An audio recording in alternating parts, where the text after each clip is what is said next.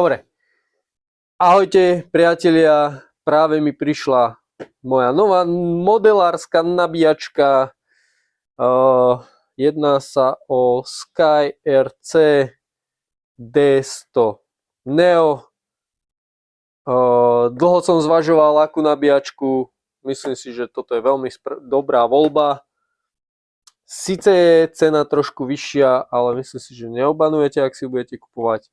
Jedná sa o nabíjačku, ktorá dokáže nabíjať nezávisle od seba dve batérie, to znamená, že viete používať, alebo teda viete nabíjať LiPo a LiFe, alebo niečo iné, čo je super.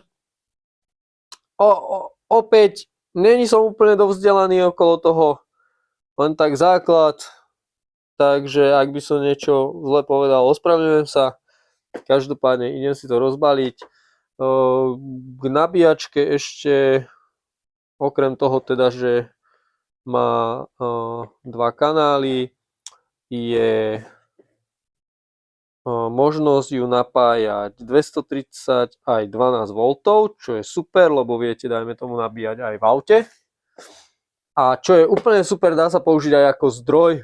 To znamená, že mala by mať limitovanie prúdu, čiže vy keď napríklad budete chcieť testovať dron alebo si ho poskladáte, tak si tam viete navoliť maximálny prúd, takže ak by bolo niečo zle, nemal by ten dron vyhoreť.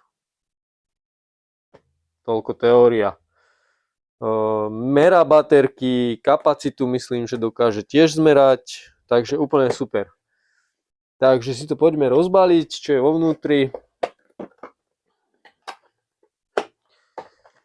Takže návody, samozrejme, inštrukcia obsluhy. Nejaký stručný návod, podrobnejší asi. Napájací kábel na 230. Dobre, samotná nabíjačka.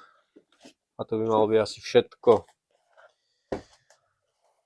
Nabíjačka nie je ani veľká, ani malá. Za mňa je to super.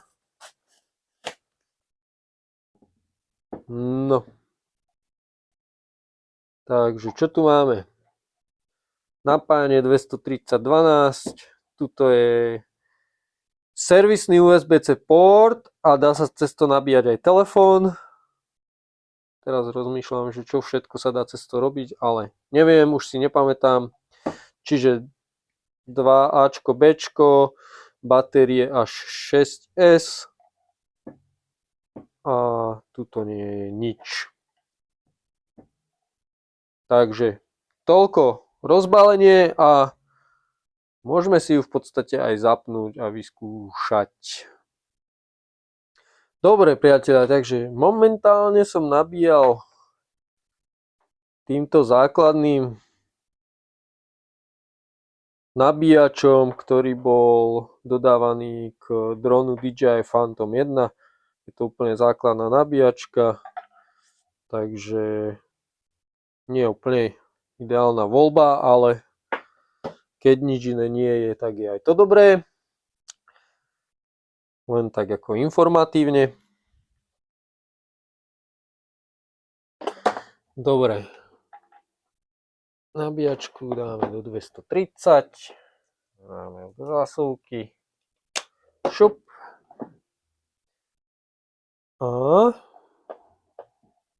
OK. Nejaké varovanie.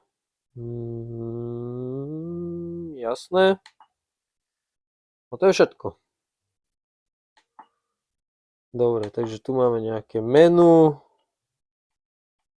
OK, takže môžeme si prejsť. Takže typ batérie, LiLo, LiFe, bla bla bla, takže super.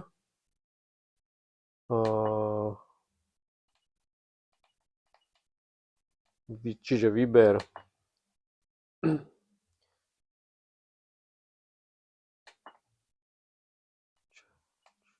OK, takže vybíjanie, nabíjanie, balančné, OK.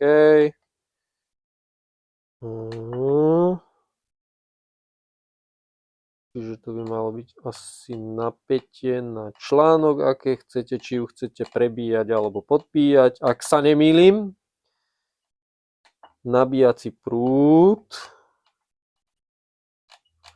Pozrieme, od koľko je. Od 0,3.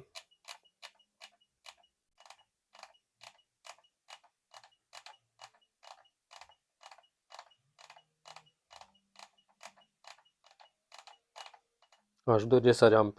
Dobre. Ja som zatiaľ nabíjal tie baterky 1 amperom. A musím si ešte preveriť, že ako by sa to malo správne robiť. Štart OK, naspäť. Dobre. Čiže tu si viete prepnúť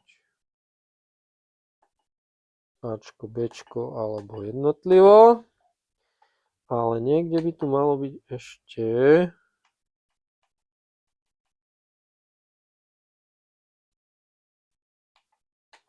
ešte nejaké menu.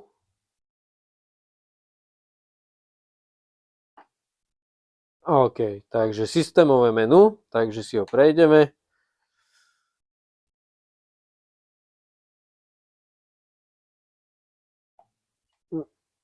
Vidíte. Zrejme, či tu je. Dobre, takže angličtina, OK. Minimálne, to.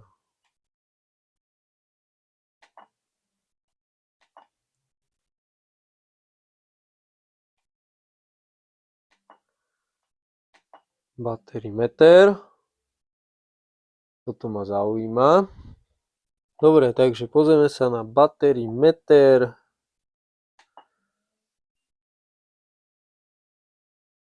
Takže neviem, prečo svieti tento článok. Musím si doštudovať, tuto priznám sa, že vôbec netuším, koľko to má mať vnútorný odpor, ale proste funguje to. Takže toľko, factory setting, system info. A to je v podstate všetko. Dobre, takže to by bolo všetko, priatelia. No, hovorím, niektoré veci si musím ešte doštudovať. Dík, že ma sledujete, pokiaľ ma sledujete. Pokiaľ ma nesledujete a zaujíma vás to, ako to pôjde ďalej s mojim FPV lietaním, a nie len s FPV lietaním, rád by som rozšíril svoj kanál, tak nezabudnite dať odber. A to je na dnes všetko. Ďakujem a majte sa dobre.